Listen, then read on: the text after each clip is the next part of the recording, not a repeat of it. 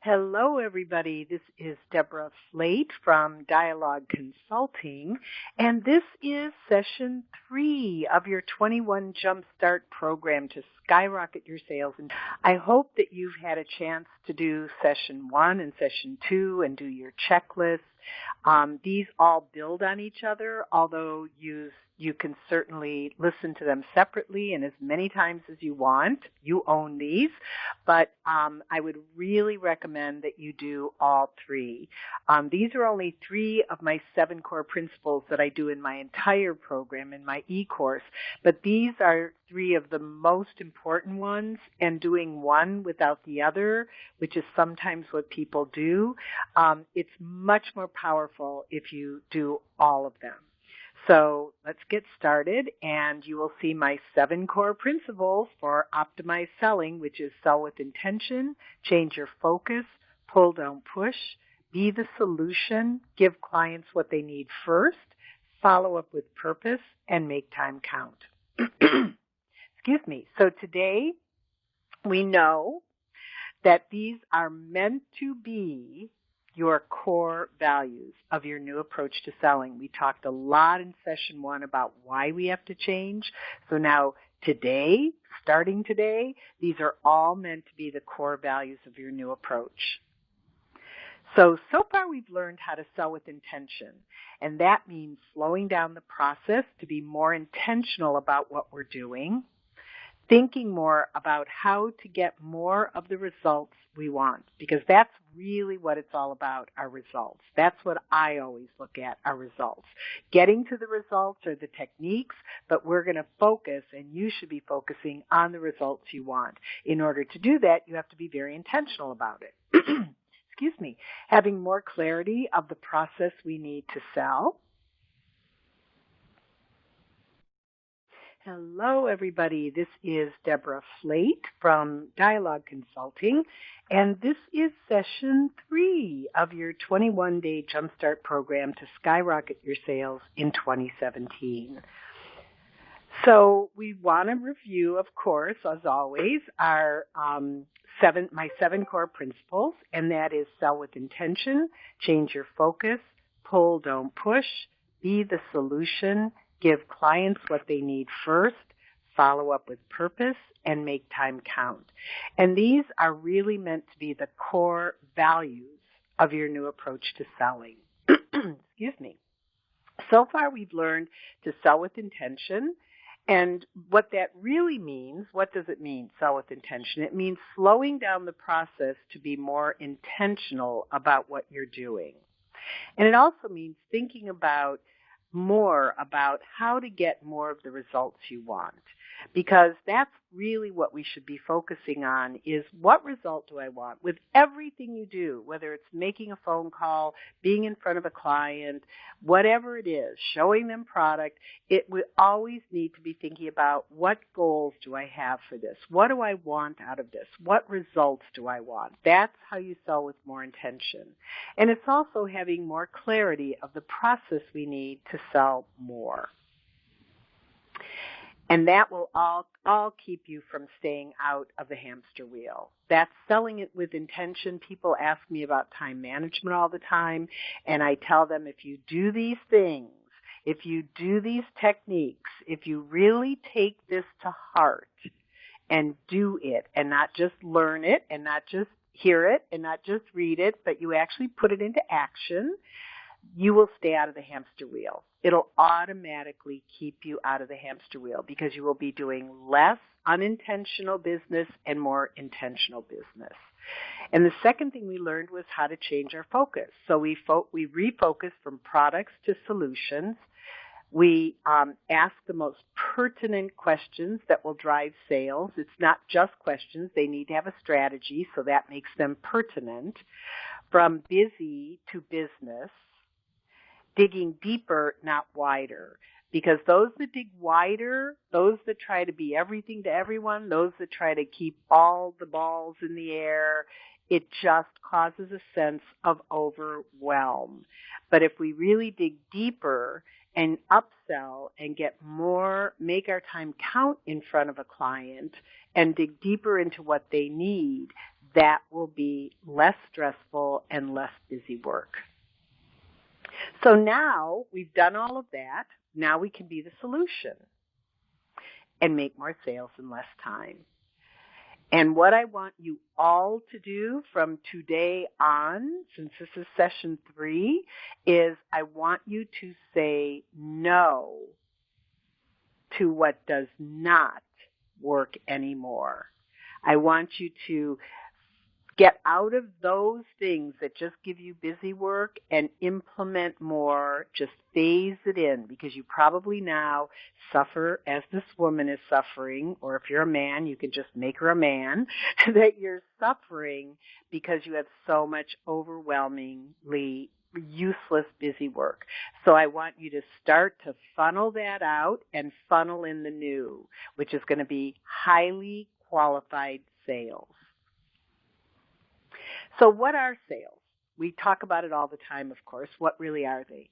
This is really the most important thing, especially for people, whether you're selling, whether you're a designer, whether you're a designer turned salesperson, whatever you are in the sales arena. We have to remember that sales are a facilitated decision. They're not pushy. They're not, the used car salesperson. They're none of that. They're really facilitating the decision. That's what you are doing in order to get sales. And product knowledge alone will not make the sale, because if we continue to focus on product without finding out what that client's needs are, it doesn't matter. None of the product matters.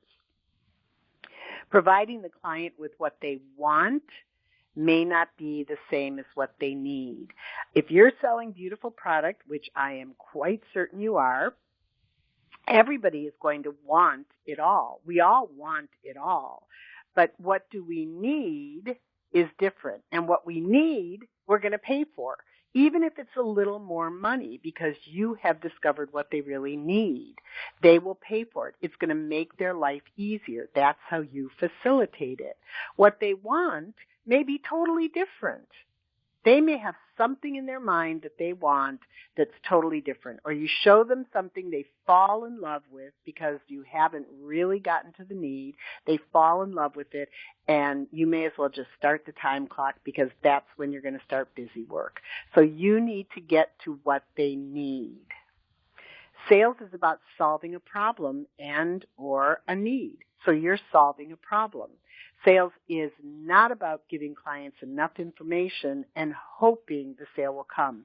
Many salespeople in a lot of industries, specifically our industry of design, it's rampant that people show product. I used to do it when I was in sales years ago. When I was actually doing sales, I would show them a ton of product, and then I would walk out and hope that they would buy something. That's what I would do. But guess what? Hope's not a strategy. So you can't do that. No more.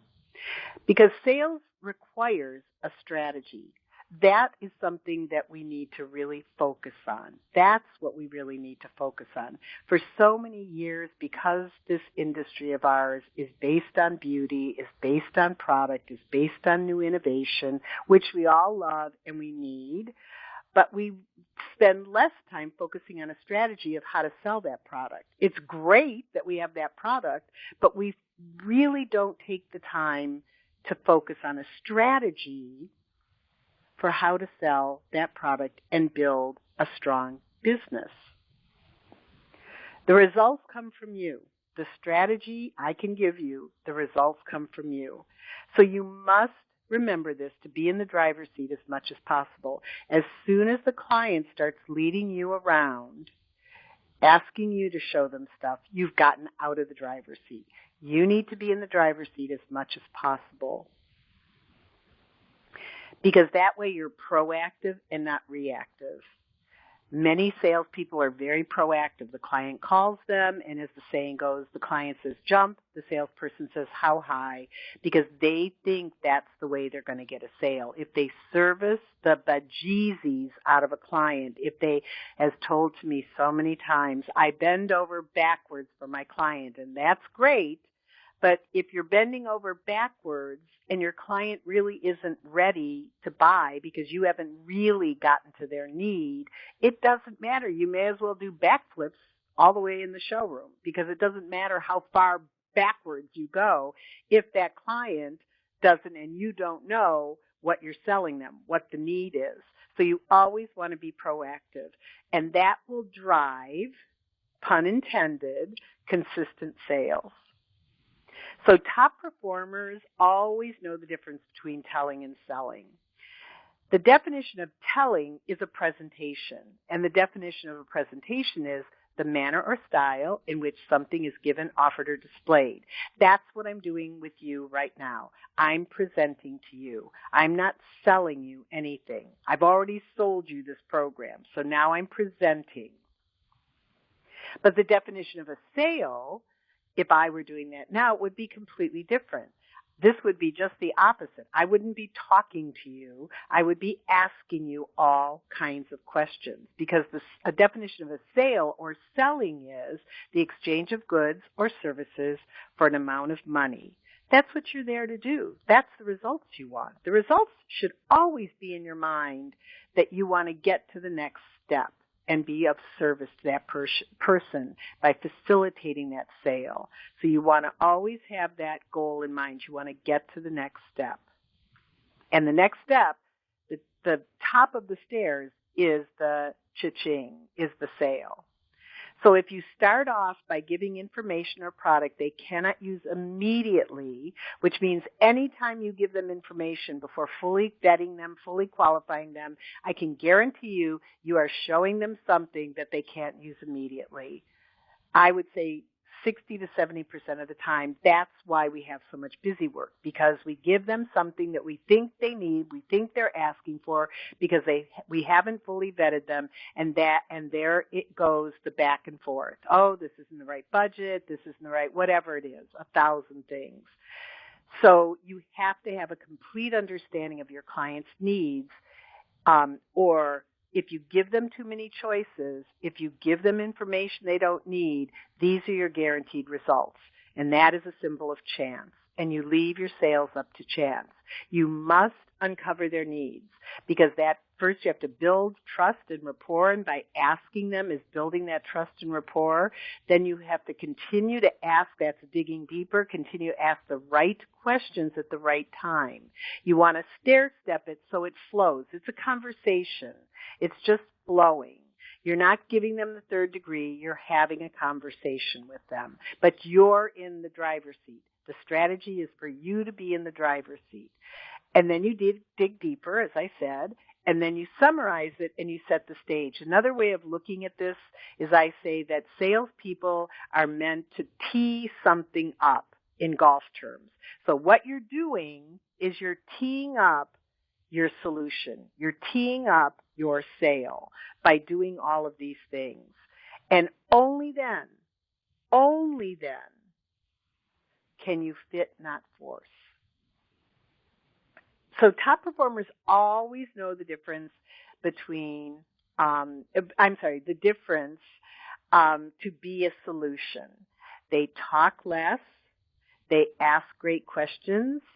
They have very sharp listening skills. There are many, many persuaders, and that's what a salesperson is. We're talking about Jeff Bezos. We're talking about Oprah Winfrey. We're talking about Abraham Lincoln. We're talking about Bill Clinton. We're talking about Sheryl Sandberg from Facebook. We're talking about Howard Schultz. These people are all seekers of what's next. They all have amazing listening skills and amazing connections to their audience. And it doesn't mean it's about wealth. It's not about wealth. It's about them. It's about what comes from inside. So it has nothing to do with wealth. It has to do with their mindset. Their mindset. So great listening skills make a sale faster. So these are some things you want to be intentional about. We've all seen these before, but now what I want you to do is act on them. Act on them. So you want to be intentional. That's why you need to slow the process down. You want to face the speaker. Eye contact is the best bonding agent in sales. It shows that you're truly committed to that person. It's a very, very good, at least in the United States of America. I don't know about other cultures. I know there are some that don't like looking in the eye, but here we are in America, and this is the thing you want to do. Or Britain. We might be in Britain. Mentally screen out distractions like background activity and noise. That's really, really hard, so you have to be really intentional about it, really intentional. Listening without jumping to conclusions. More salespeople listen a little bit, and they're already planning on what they're going to say next, and they jump to conclusions. And you cannot assume you're hearing the right thing. I have a great short story about that happened to me when I was a designer, and I was doing this woman's kitchen, and she wanted wall covering. And the house was very contemporary. It was like a ranch-style house. It was very modern. And she said to me she wanted traditional wall covering. And so I was taking all these wall covering books in the midst of winter in Cleveland, Ohio, to her house that I assumed and came to the conclusion were traditional wall coverings. I'd been trained. I'm a designer. I know what traditional is, right? So I kept going over to her house, flipping through these papers, and she was, every single time, I probably did it 3 or 4 times, talk about wasting time. And this is why I teach this now, because I know it. And so I finally said to her, if I'm not hitting on the mark, can you take I'll give you some magazines, just tear out or mark or dog ear, whatever you want to do, what you think is a traditional look. And let me tell you, nothing in the world was near traditional, which I kind of thought was a little off considering her house was very contemporary, but I listened to her and I jumped to conclusions. And it wasted a ton of my time and a ton of my energy climbing up those stairs in the dead of winter in Cleveland, Ohio. So do not jump to conclusions. And don't be a sentence grabber. I come from a family of sentence grabbers, so I work on this all the time. I was conditioned to be a sentence grabber. That's how we got attention. Don't be a sentence grabber. Don't spend time planning on what to say next. That's kind of the same tied into don't jump to conclusions. Don't think that you know before you get a clear message from your client. And ask questions only to ensure an understanding. So that's the strategy. The strategy is every question you ask should ensure that you get to the next step. So you have a more understanding and then more understanding and then more understanding.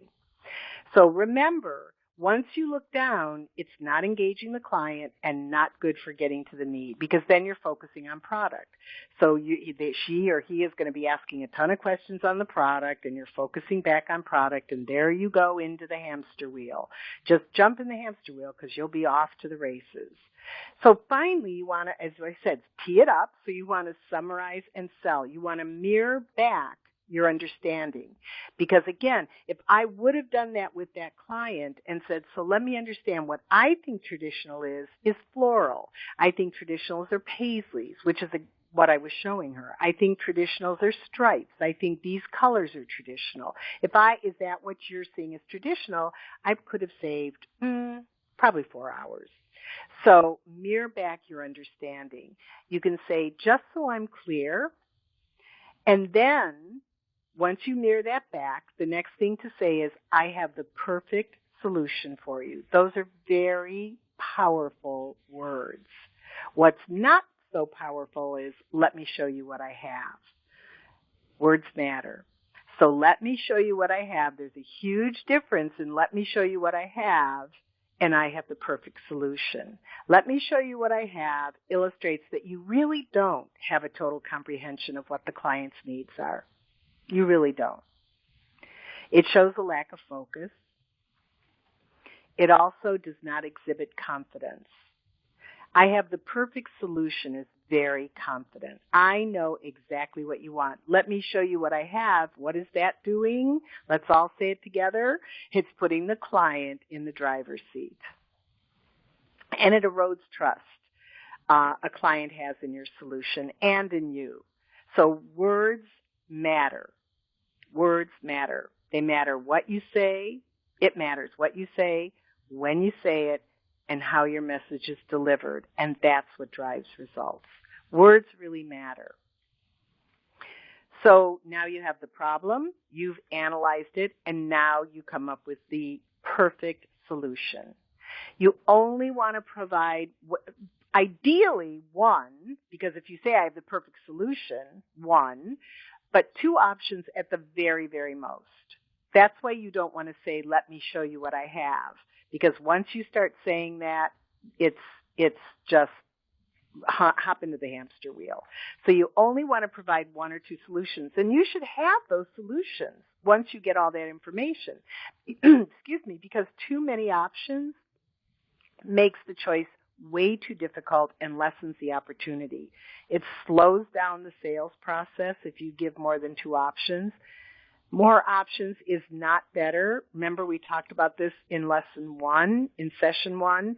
More is not better. Busier is not better. More is not better. More phone calls, more emails, and more options are not better. Just more work for the client.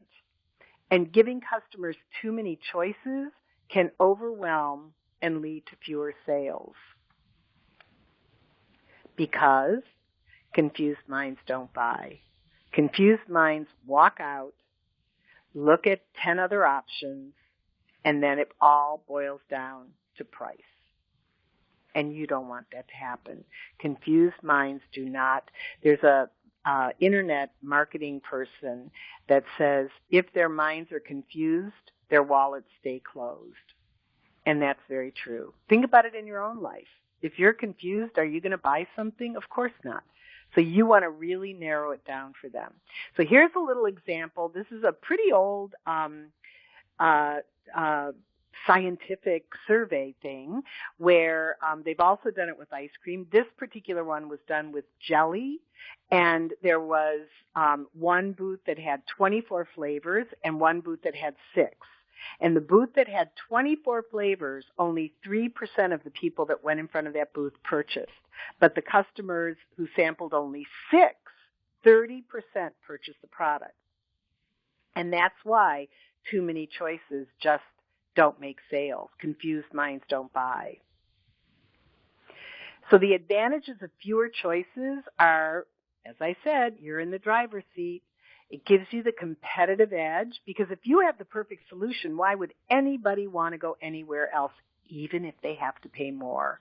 If you make their life and job easier, they're not going to go anyplace else. Chances are they're not. This isn't a perfect science, but I'm telling you, you will have the competitive edge. And you'll be proactive versus reactive. This is changing your attitude for success.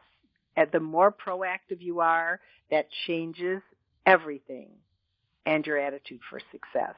And it gets you from point A to point B quicker. It also redefines the word help.